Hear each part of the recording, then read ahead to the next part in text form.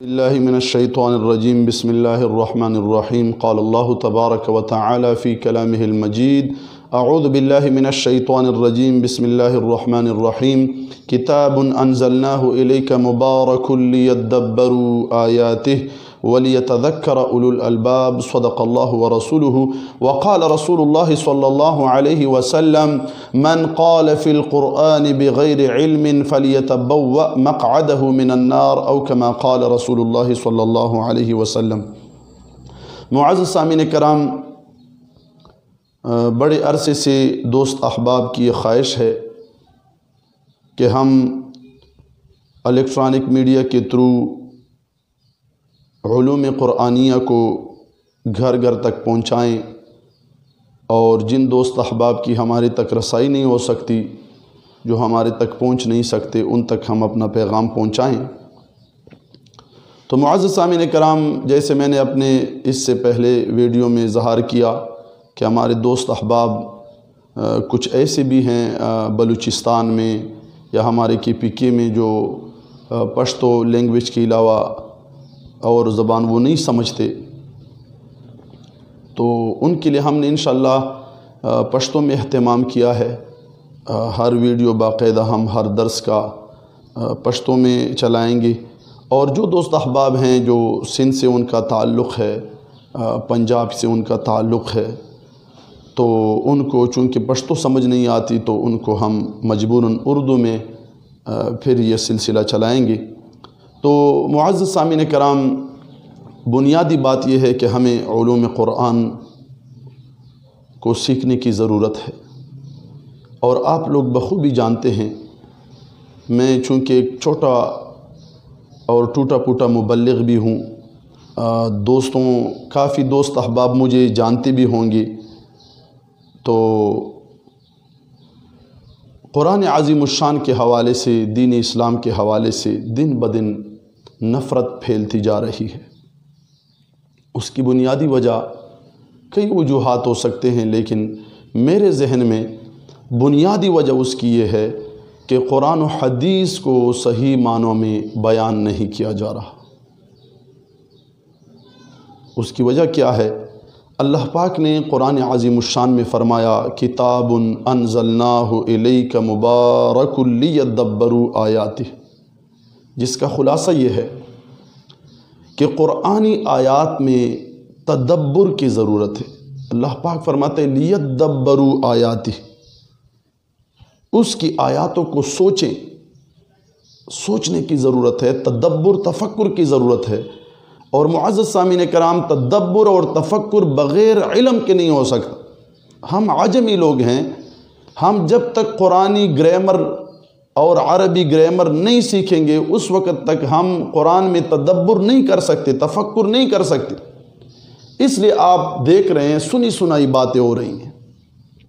ہر کوئی قرآن میں اپنا رائے قائم کر رہا ہے، قرآن و حدیث پہ اپنا رائے مسلط کر رہا ہے۔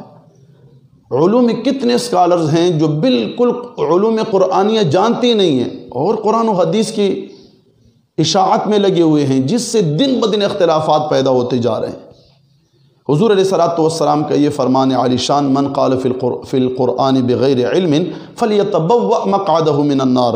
پیارے آقا کریم صلی اللہ علیہ وسلم نے فرمایا جس نے علم کے بغیر آیات قرآنی میں لب کشائی کی تو اپنا ٹھکانہ جہنم میں دیکھے۔ تو معزز سامعین کرام، ہم کوشش کر رہے ہیں، دوستوں کی تقریباً 3 سال سے دوست احباب کی یہ اصرار ہو رہی ہے کہ آپ الیکٹرانک میڈیا کے تھرو اشاعت دین شروع کر لیں، اور یقیناً ان کا بڑا مفید مشورہ ہے، کار خیر ہے، لیکن میری مجبوریاں تھیں جن کی وجہ سے مجھے یہ توفیق نہیں مل رہا تھا، تو اللہ پاک نے توفیق دی ہے۔ تو انشاءاللہ پوری کوشش ہماری ہوگی کہ ہم اس یوٹیوب چینل کے تھرو آپ کو دین اسلام کا اصلی پیغام پہنچائیں۔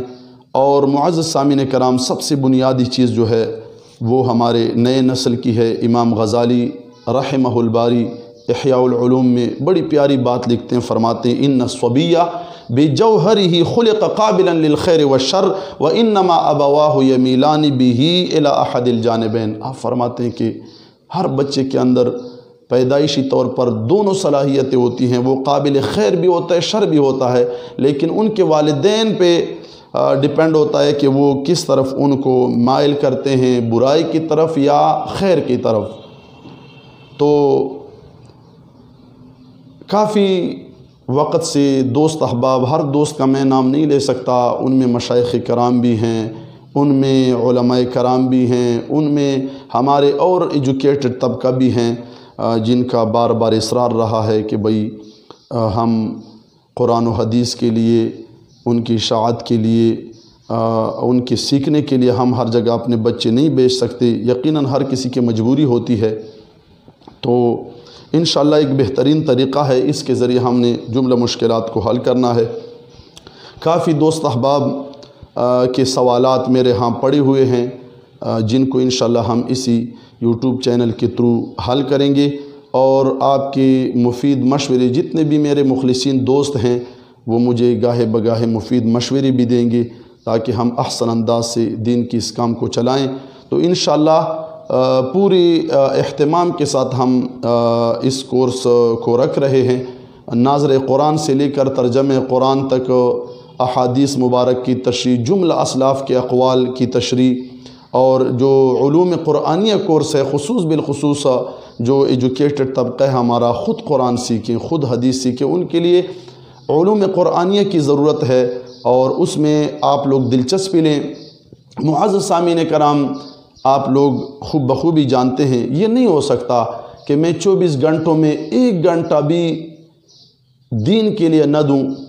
علوم قرآن کے لیے نہ دوں، اور میں اس سوچ پہ بیٹھا رہوں کب ممکن ہے کہ مسلمانوں کو ترقی ملے، کب ممکن ہے ہمارے ملک کو ترقی ملے، کب ممکن ہے کہ یہ انتشار اور یہ افتراق ختم ہوں، یہ اختلافات ختم ہوں۔ نہیں، یہ ہم نے ختم کرنا ہے، ہم نے آگے آنا ہے۔ خصوص بالخصوص جو میرے نوجوان دوست احباب ہیں ان سے میری گزارش ہے کہ میرے اس چینل کو آپ اصول کے تحت استعمال کریں گے، اور ہمارے ساتھ آپ تعاون بھی کریں گے، آپ مفید مشورے بھی دیں گے۔ انشاءاللہ ہم نے پورا اہتمام کیا ہوا ہے۔ اکثر و بیشتر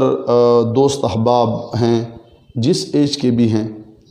تو انہیں ناظر قرآن نہیں آتا، قرآن صحیح پڑھ نہیں سکتے۔ یہ مسلمان کی کتنی کمزوری ہے کہ وہ قرآن کی صحیح ادائیگی نہیں کر سکتا، قرآنی آیات نہیں پڑھ سکتا، تو وہ تدبر تفکر کیا کرے گا؟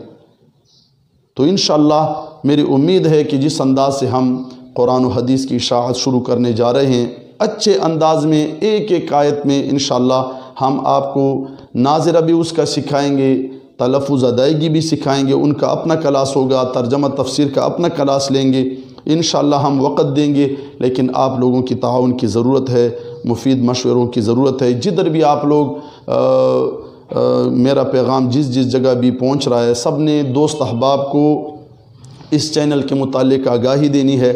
اور انشاءاللہ ہم آپ کے ہر قسم کے مسائل کا حل اللہ کے فضل و کرم سے نکالیں گے، بزرگان دین کی دعاؤں سے انشاءاللہ ہم